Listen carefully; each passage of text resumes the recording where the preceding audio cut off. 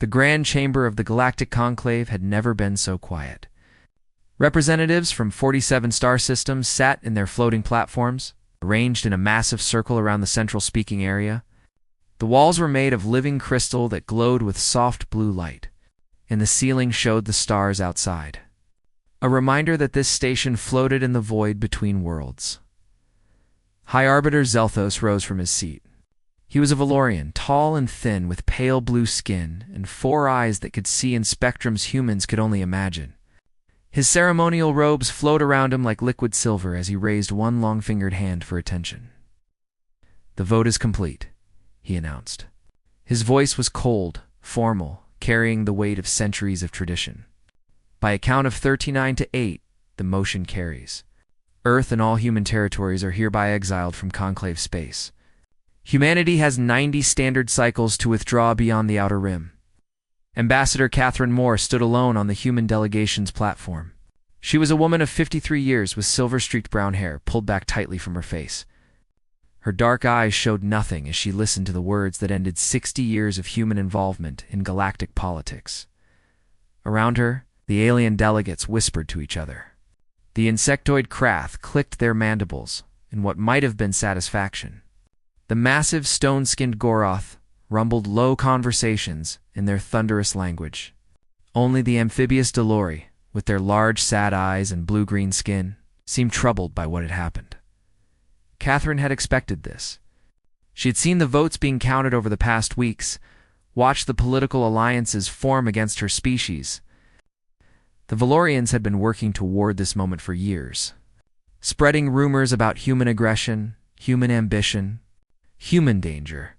"The Conclave recognizes Ambassador Moore for a final statement," Zelthos said. There was something in his voice that sounded almost like mockery. Catherine activated her platform speaker system. Every eye in the chamber turned toward her, waiting to see how the humans would react to their humiliation. Would she beg? Would she threaten? Would she cry? "I have no statement," Catherine said simply. Earth accepts the Conclave's decision. The chamber erupted in surprised murmurs. This was not how young species behaved when they were cast out. They were supposed to fight, to argue, to make a scene that would justify the punishment being given to them. Catherine began gathering her documents, organizing them neatly into her carrying case. Her movements were calm and precise, as if she were ending any ordinary meeting. Ambassador Moore called Delegate Thesha from the Krath platform. The insectoid's mandibles worked carefully to form human words. "You truly have nothing more to say? No appeal to make?" Catherine looked up at the Krath delegate. Thesha had been one of the votes against humanity, convinced by Valorian arguments that humans were too dangerous to remain in civilized space. "What would you have me say?" Catherine asked. "The Conclave has decided that humanity expands too quickly, pliffs primitive species without permission, disrupts the balance of power that has existed for 1,000 years. You have voted to remove us. We will go." She picked up her case and walked toward the exit. Her footsteps echoed in the sudden silence of the chamber. "This is not how it is done," Zelthos said, his 4 eyes narrowing. "There are procedures, formal protests, appeals to higher authority." Catherine stopped at the door and turned back to face the assembly one final time. "Higher authority? The Conclave is the highest authority in known space. You have made your decision. We will honor it." She walked out, and the door closed behind her. In the corridor outside, her aide Daniel Porter was waiting. He was a young man of 28, with brown hair and honest eyes that still held hope for the universe. He had been with Catherine for 3 years, learning the art of diplomacy, believing that patience and good faith would eventually earn humanity its rightful place among the stars. The press is gathering in the reception area. They want a statement. Tell them to pack their bags. We're going home. Daniel fell into step beside her as she walked through the gleaming corridors of Station Apex. "That's it? 20 years of your work? 60 years of human diplomacy? And we just walk away?" Catherine did not slow her pace. "What would you have me do, Daniel? Cry? Beg? Throw myself on the mercy of species who have already decided we're not worth their consideration? I thought maybe you would fight. There are different ways to fight. They reached the docking bay where the human diplomatic vessel waited. It was a small ship, designed for comfort rather than speed, painted in the blue and white colors of Earth's government. Catherine stopped at the airlock and turned to face her aide. "Daniel, I need you to do something for me. Contact Admiral Lucas Grant at Fleet Command. Tell him to initiate Protocol Homecoming." Daniel's face went pale. Protocol Homecoming. I don't have clearance for that. I don't even know what that is. You have clearance now. Tell him those exact words. He'll understand. Catherine boarded the ship, leaving Daniel standing in the docking bay with questions he could not ask 12 hours later. The diplomatic vessel pulled away from Station Apex. Catherine stood alone in the observation lounge, watching the massive station grow smaller against the backdrop of stars. She had spent thousands of hours on that station, negotiating, compromising, smiling at beings who saw her species as clever animals at best. Her personal communicator chimed. She answered it, and the weathered face of Admiral Grant appeared on the small screen. "Ambassador, I received your message. Are you certain about this? The Conclave has given us exactly what we needed, Lucas. Permission to stop pretending." The Admiral was silent for a moment. He was an old man now, but his eyes were still sharp, still calculating. The deep space colonies? Activate them all. Every hidden installation, every research station, every manufacturing facility we've kept off the books for the last 40 years. It's time. It's going to make some noise. Good. I want them to hear it. She ended the transmission and turned back to the window. Somewhere out there, beyond the comfortable borders of conclave space, humanity had been building something. Not in secret exactly, but quietly, carefully. Preparing for the day when the welcome mat would be pulled away, Catherine thought about her grandmother, who had been alive when the first alien ships arrived in Earth's solar system. The old woman had told her stories about those days, about the fear and excitement and hope that had gripped the world, but grandmother had also told her something else. "Never trust anyone who thinks they're better than you," she had said, "and never let them see how strong you really are until it's too late for them to do anything about it." The Conclave thought they had punished humanity. They thought exile to the resource-poor Outer Rim would cripple the aggressive young species, teach them humility, perhaps even destroy them. They had no idea what they had actually done. They had set humanity free. 6 months had passed since the exile, and the universe had changed in ways the Conclave could not yet see. "Commander," Nathan Cole stood on the bridge of the carrier Resolute Dawn, watching his tactical display fill with green dots. Each represented a human ship, station, or colony that had been hidden from Conclave sensors for decades.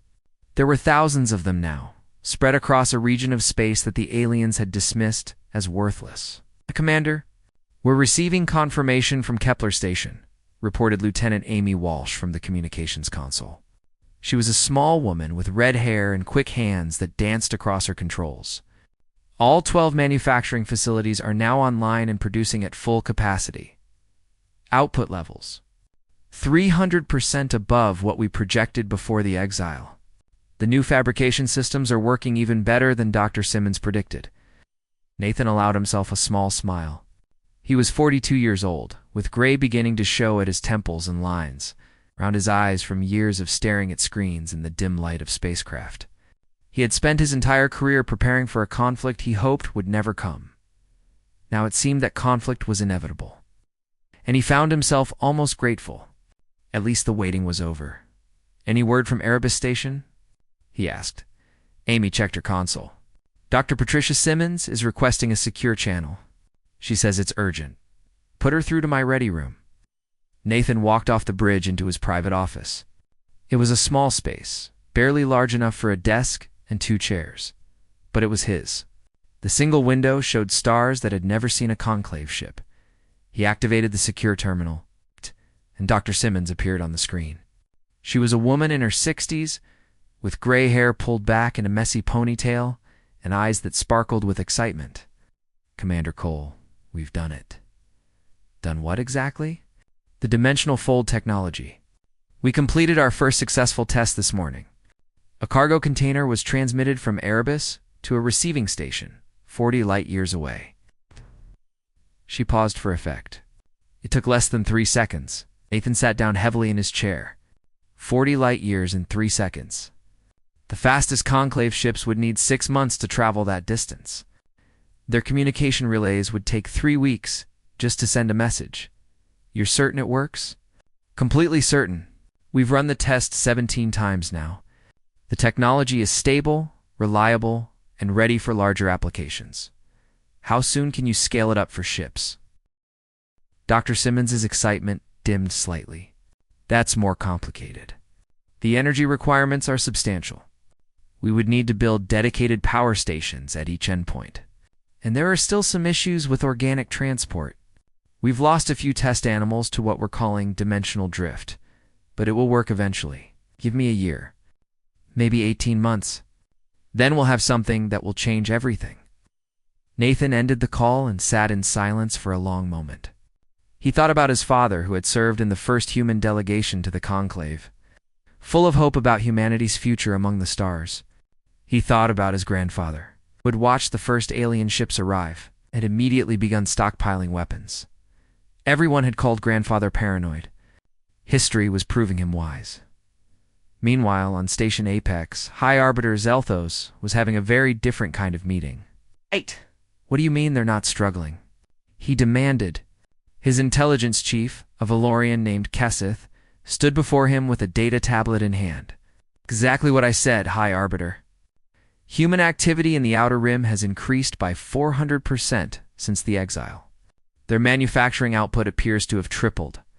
They're building new stations at a rate we cannot explain. That's impossible. The Outer Rim has minimal resources. No infrastructure. Apparently they had more infrastructure than we knew about. Zelthos felt cold fear spreading through his body. He had pushed for the exile, convinced that removing humans from conclave space would eliminate a growing threat. The young species had been expanding too quickly, forming alliances with primitive worlds, developing technologies at an alarming rate. The exile was supposed to contain them. Instead, it seemed to have unleashed them. Show me everything, Zelthos ordered. Kesseth activated a holographic display, showing a star map of the Outer Rim. Red dots marked known human colonies and stations. Blue dots marked new construction detected in the past 6 months. The blue dots outnumbered the red by 10 to 1. How did we miss this? Zelthos whispered. They were very careful. Long-range sensor shadows, signal dampening fields, ships traveling on populated routes. They've been building this network for decades, right under our detection systems. Why? What were they preparing for? Unknown. But there's more. Kesseth manipulated the display, bringing up a communication intercept. We captured this transmission 3 days ago. Our cryptographers cannot break the encryption, but they've identified the signal type. It's a dimensional compression burst. Zelthos stared at his intelligence chief. That's theoretical technology. No species has successfully developed dimensional compression. The humans appear to have succeeded. The room fell silent. Dimensional compression, or fold technology, as some scientists called it, was a theoretical method of moving matter across vast distances, almost instantly. Every advanced species had tried to develop it. Every one had failed. If humans had succeeded, they possessed a military advantage that made conventional fleets meaningless. Convene an emergency session of the High Council, Zelthos ordered, and contact Ambassador Moore through unofficial channels. I believe we need to have a conversation. High Arbiter, the exile decree forbids official contact with human representatives, and make it unofficial. Find a way. After Kesseth left, Zelthos stood alone in his office, staring at the star map still floating in the air before him. He had been so certain that exile was the right decision. Humans were aggressive, ambitious, dangerous. Removing them from conclave space would protect the established order that had kept the galaxy stable for centuries. But now he wondered if he had made a terrible mistake. The conclave had not removed a threat. They had created an enemy with nothing to lose and everything to gain. And that enemy was growing stronger every day. Far away. In the depths of the Outer Rim, Nathan Cole received word of the Valorian intelligence operation. Human counterintelligence had detected the surveillance attempts immediately. Should we block their sensors? Amy Walsh asked. We could shut down their detection network completely. Nathan shook his head. No. Let them see some of what we're building. Not everything, just enough to make them nervous. Why would we want them nervous? Because nervous people make mistakes. And when they make their mistake, we need to be ready. He looked out at the stars, thinking about the future that was coming. The Conclave had ruled the galaxy for 1,000 years through a combination of military power and political manipulation. They had never faced an enemy they could not control. They were about to learn what happened when they pushed the wrong species too far. Catherine. Moore received the message from High Arbiter Zelthos through a Delori merchant who owed humanity several favors. The Valorian wanted a secret meeting, away from the eyes of the Conclave and the ears of the other council members. Catherine agreed, but she chose the location herself. A small research station on the very edge of what had once been Conclave space, now technically human territory. The station was old and battered, its hull marked by decades of micrometeorite impacts. But its communication systems were state-of-the-art and its security was absolute. Zelthos arrived in a small personal ship, without guards or aides. He wore plain traveling clothes instead of his ceremonial robes, and his 4 eyes looked tired in a way Catherine had never seen before. Ambassador Moore, thank you for agreeing to meet. High Arbiter. I admit I'm curious what brings the leader of the Galactic Conclave to this forgotten corner of space. They sat across from each other in a small conference room. The metal table between them was scarred and worn, a reminder that this station had been built for function rather than appearance. Catherine had ordered the room checked for surveillance devices 3 times, and her own countermeasures hummed quietly in her pocket. I'll speak directly, Zelthos said. The Conclave made a mistake. Catherine raised an eyebrow but said nothing. We underestimated your species. We saw young, aggressive beings who were expanding too quickly and forming alliances that threatened the established order. We believed that exile would contain you, teach you humility, perhaps even save you from your own ambitions. He paused, his 4 eyes fixed on her face. We were wrong, were you? Your manufacturing capacity has increased tenfold since the exile. You're building ships faster than our shipyards can produce. Our intelligence indicates you've developed technologies we cannot replicate. He leaned forward, and our sensors have detected dimensional compression signatures in your space. Catherine kept her face carefully neutral. I cannot confirm or deny any details about human technology development. You don't need to confirm anything. I know what I've seen. Zelthos spread his hands on the table.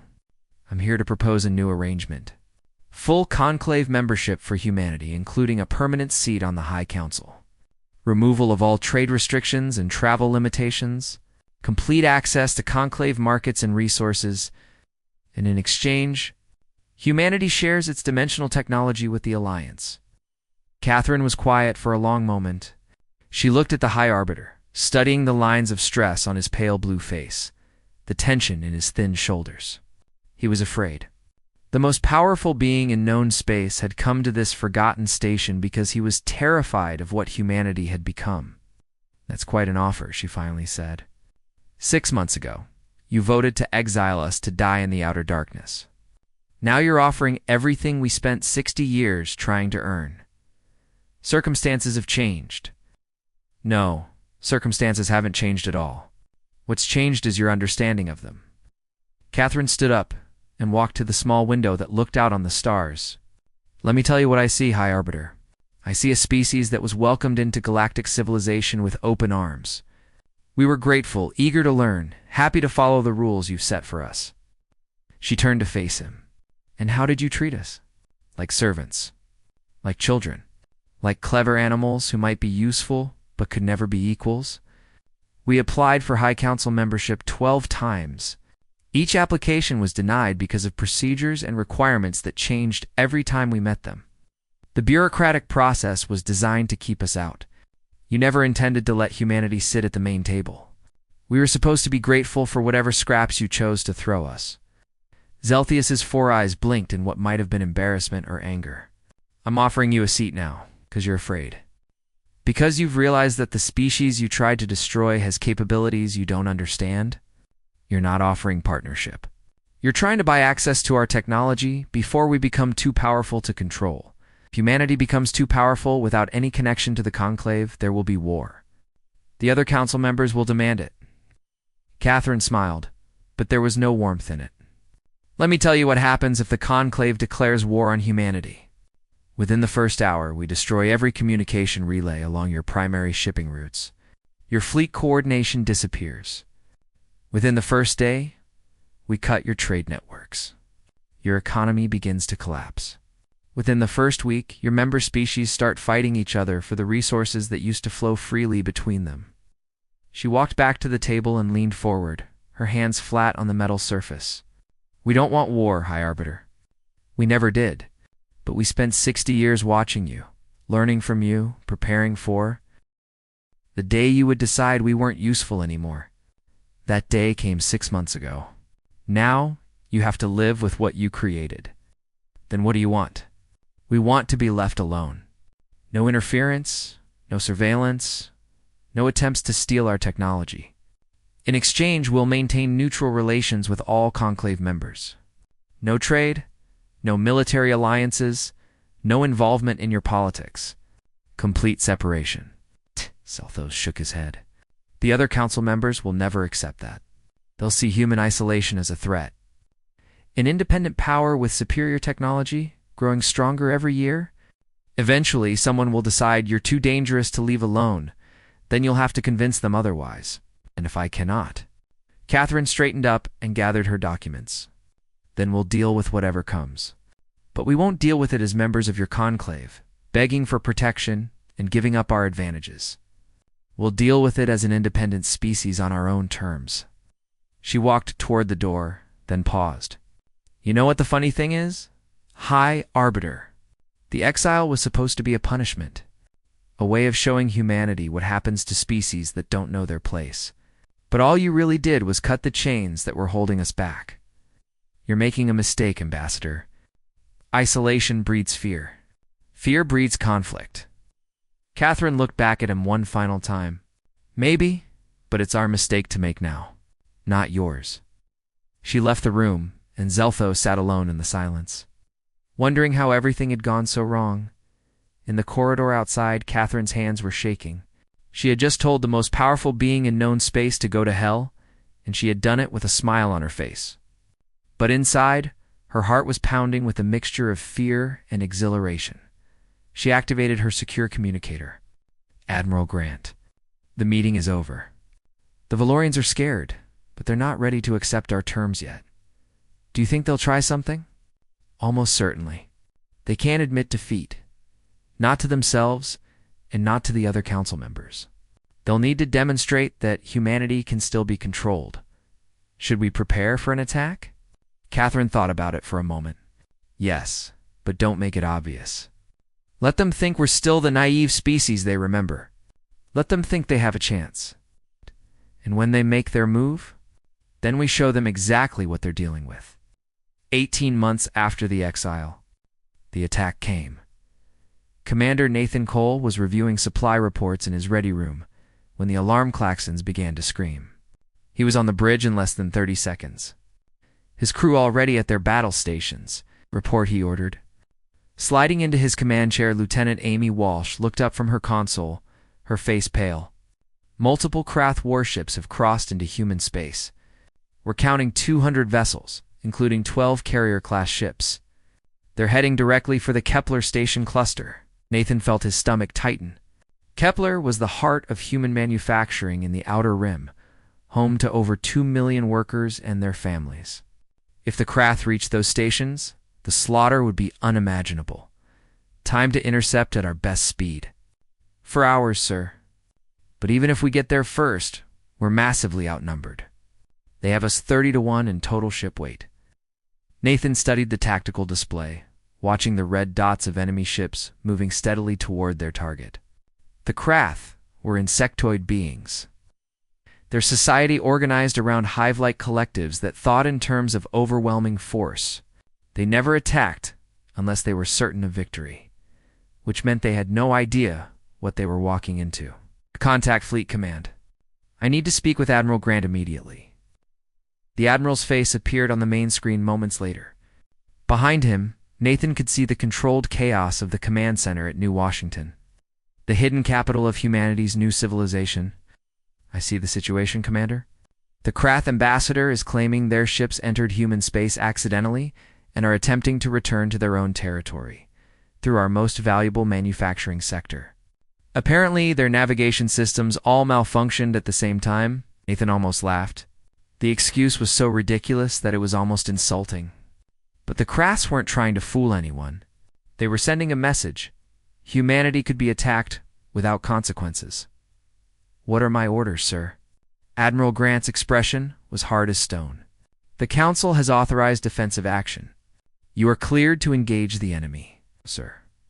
With respect, I have 12 ships. They have 200, Commander Cole. Have you completed the installation of the dimensional fold systems on your task force? Nathan felt his heart rate increase. Yes, sir. All 12 vessels are fold capable. Then I suggest you remind the Krath why they should have left us alone. The Admiral paused. Good luck, Commander. Fleet Command out. The screen went dark, and Nathan turned to face his crew.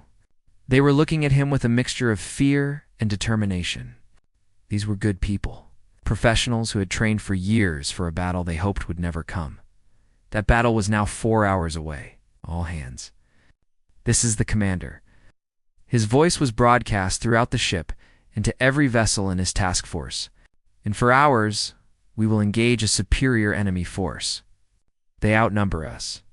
They outgun us. They believe they're going to destroy our manufacturing capability and show the rest of the galaxy that humans can be pushed around. He paused, letting his words sink in. They're wrong. We have weapons they cannot imagine and tactics they cannot counter. Every person on these ships has trained for this moment. Today, we show the Conclave what happens when you underestimate humanity. He cut the broadcast and turned to his navigation officer.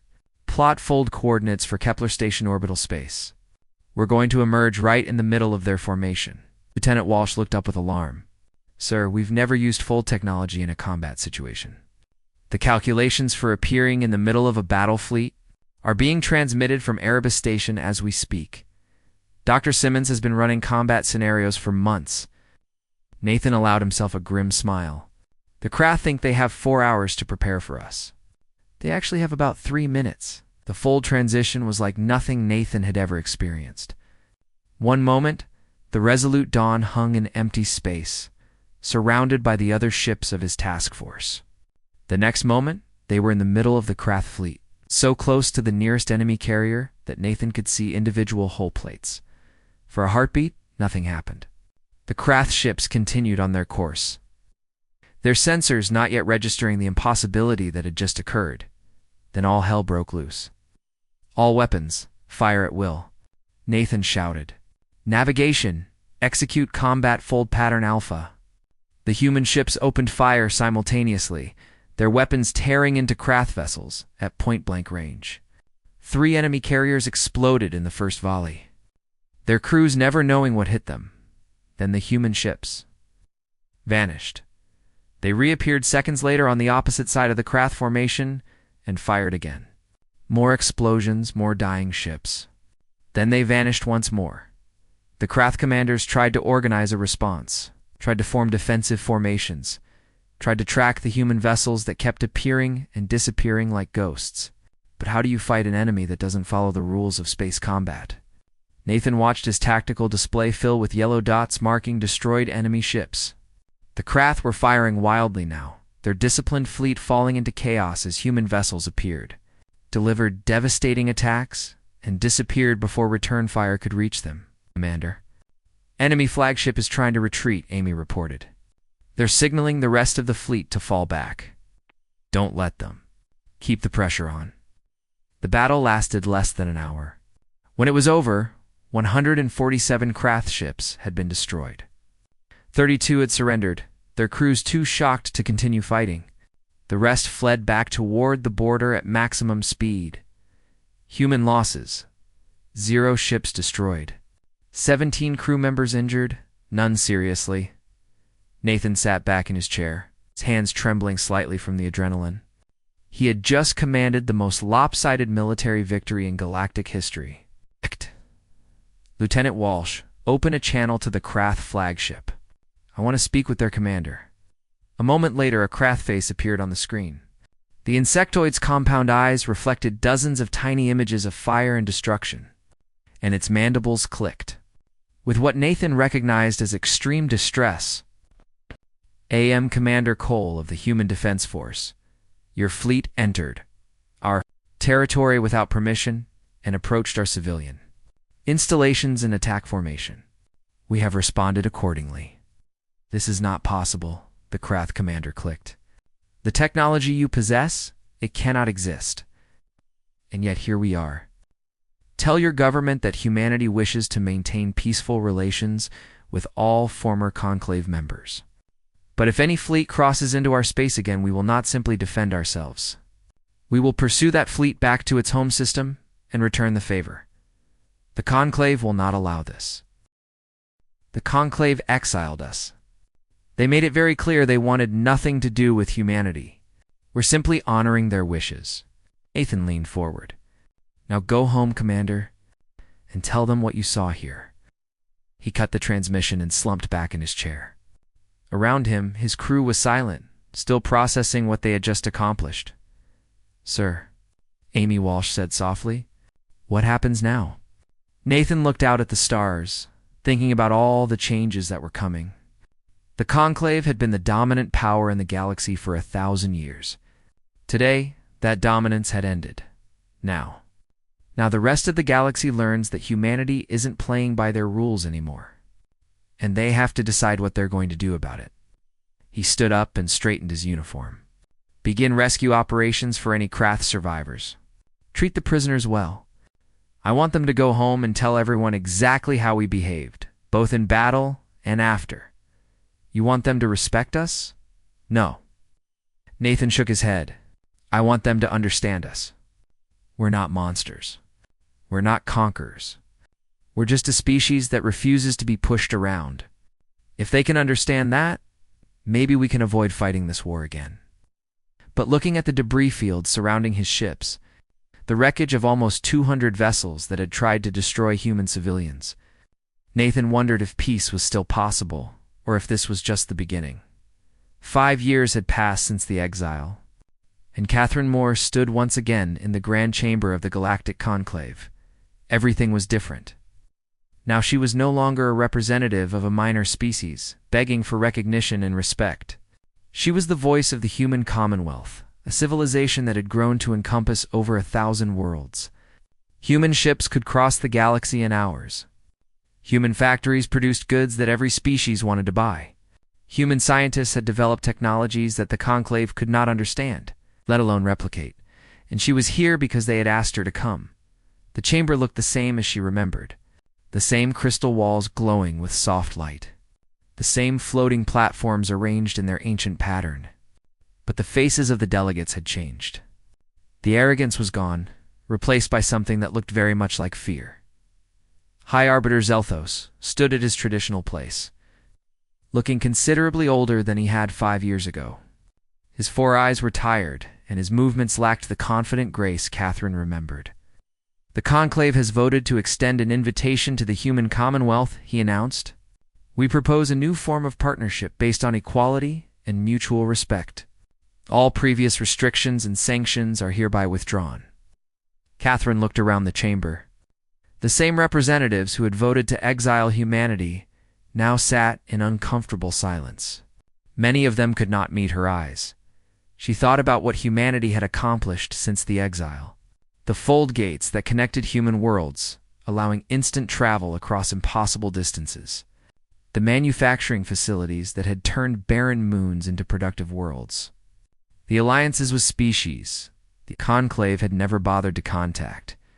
She thought about the 17 civilizations humanity had helped rise from primitive conditions to spaceflight, not by imposing human culture on them, but by giving them tools and knowledge and letting them develop in their own ways.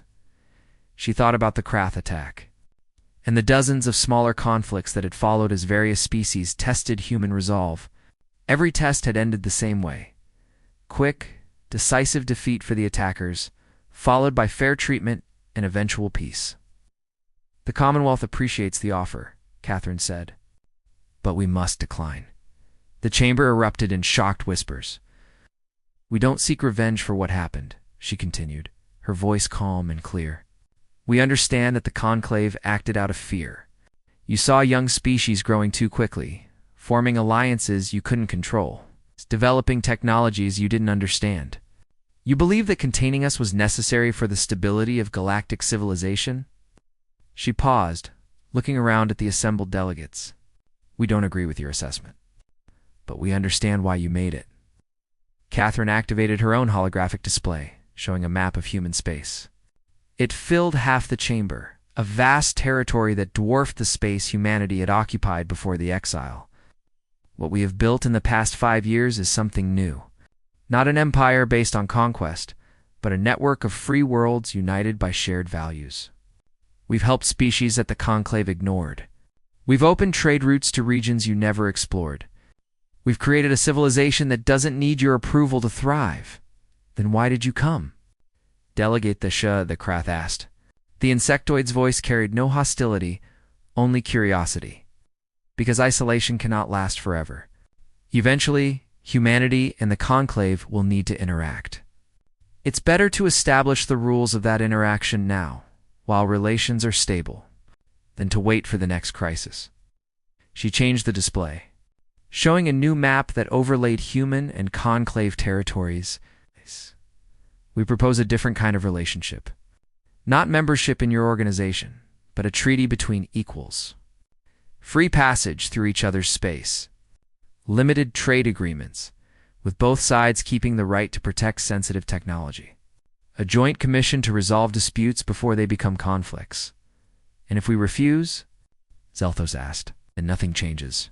We continue as we are, separate civilizations in different parts of the galaxy. We don't need you, High Arbiter. But we believe we can benefit each other if you're willing to treat us as partners instead of subordinates." The chamber fell silent as the representatives considered her words. Catherine watched their faces, seeing the calculations in their minds. They were afraid of humanity, yes, but they were also curious, perhaps even envious. Finally, Zelthos spoke. "The Conclave will need time to consider your proposal, but speaking for myself, I believe you're right. The old ways of doing things, the hierarchies we maintained for centuries, they don't work anymore. Perhaps it's time for everyone to try something new." Catherine nodded. "That's all we ever wanted. The chance to prove ourselves. You tried to exile us to the darkness, High Arbiter. Instead, you set us free." She gathered her documents and turned to leave, then stopped at the door. "One more thing. In 5 years, we've grown from an exiled afterthought to a major galactic power. Imagine what we'll accomplish in 50 years. In 500. She looked back at the assembly. "Humanity doesn't forget what was done to us. But we don't hold grudges either.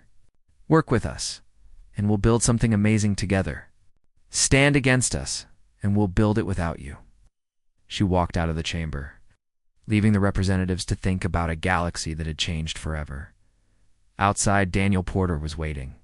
He wasn't a junior aide anymore, but a senior diplomat who had helped build the Commonwealth's foreign policy. There were streaks of gray in his hair now and lines around his eyes, but his expression was hopeful. "How did it go?" he asked, better than expected. "They're scared, but they're starting to understand." "Understand what?" Catherine looked up at the stars visible through the station's observation dome. She thought about all the human colonies scattered across the galaxy, all the ships traveling impossible distances, all the possibilities that lay ahead. That you cannot exile an idea. You cannot contain a species that refuses to be contained. All you can do is step back and watch them grow. They walked together toward the docking bay where the Commonwealth vessel waited. It was larger than the diplomatic ships Catherine used to travel in, built for speed and comfort, painted in the new colors of humanity's government. "Do you think they'll accept the treaty?" Daniel asked. "Eventually. They don't have much choice. The galaxy is changing, and they can either change with it or get left behind.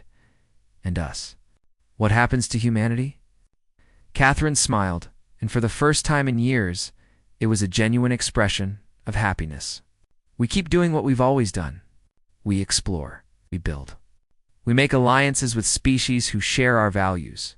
We help those who need help. We defend ourselves when we must. She stopped at the airlock and looked back at Station Apex one final time. She had spent so many years in that place fighting for recognition that was never going to come, playing a game that was designed for her to lose. Now the game had changed. Humanity was writing its own rules. You know what the Conclave never understood about us? She said, they thought exile would break our spirit. They thought cutting us off from their civilization would leave us helpless and alone. But it didn't. No. It reminded us who we really are. We're not a species that needs permission to succeed. We're not a civilization that depends on the approval of others. We're humanity. We adapt. We overcome. We find a way. She stepped through the airlock and onto her ship. Let's go home, Daniel. We have a lot of work to do. The Commonwealth vessel pulled away from Station Apex and activated its full drive. In the blink of an eye, it crossed distances that would have taken the Conclave months to travel. Behind them, the representatives of 47 star systems began the long process of accepting a new reality. The universe had changed. Humanity had made sure of it.